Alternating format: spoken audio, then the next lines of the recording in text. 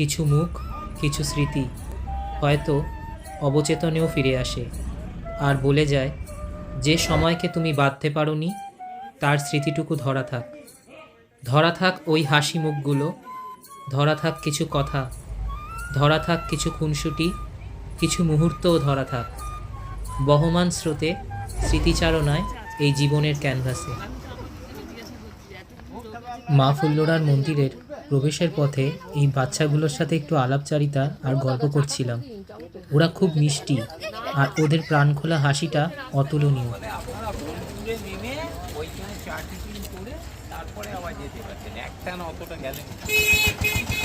অতঃপর সকলে গুটি গুটি পায় মা ফুল্লরার মন্দিরের দিকে রওনা দিলাম।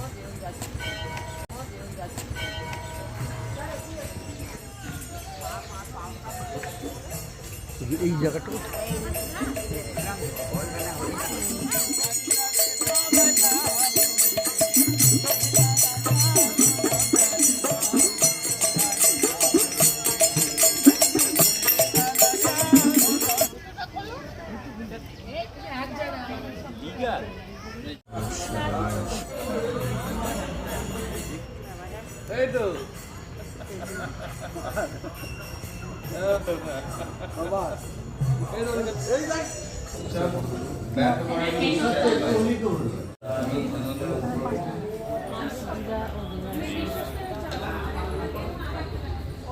তাড়াতাড়ি যেতে বলছে মন্দির। বাউল সঙ্গ আর সাধু সঙ্গে কি যে আনন্দ, বারবার এই মাটির গানগুলো মন ছুঁয়ে যায়।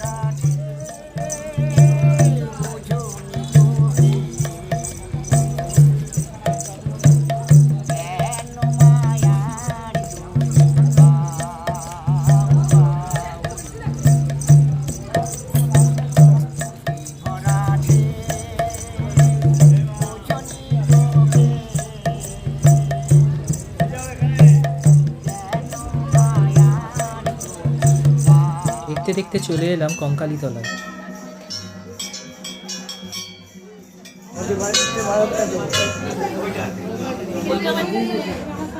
মা কঙ্কালীর দর্শন করে খাওয়া দাওয়া সেরে নিলাম।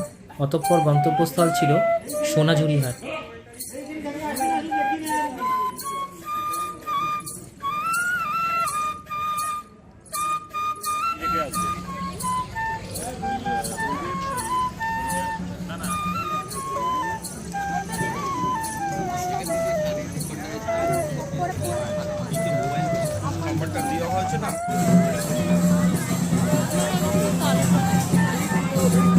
শুধু এক দুটো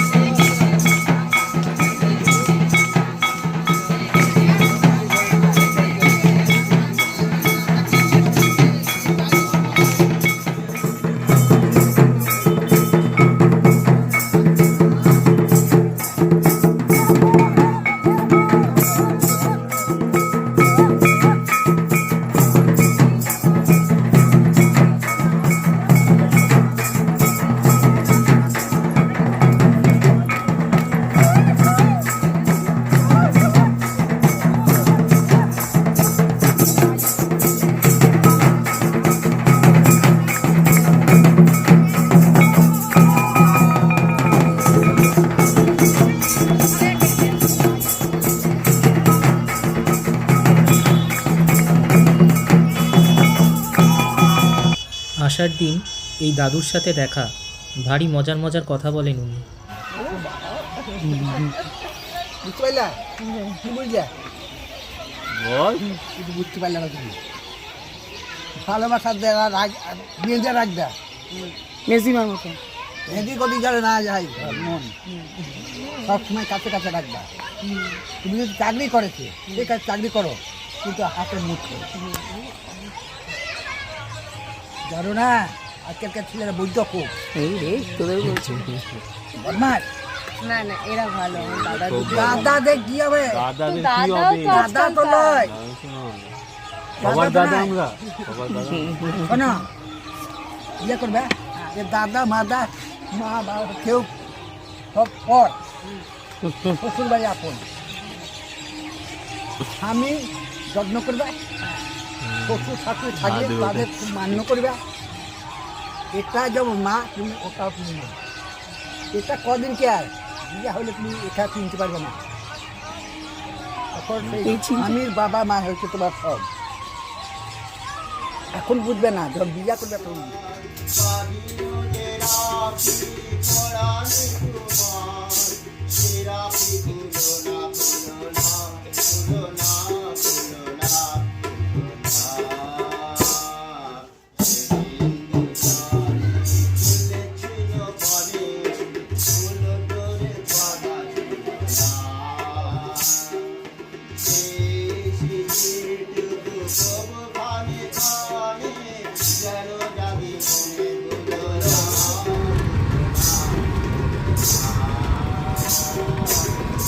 এই ট্রিপের একটা বাড়তি পাওনা ছিল, সেই বাড়তি পাওনাটা হলো দিদার কবিতা।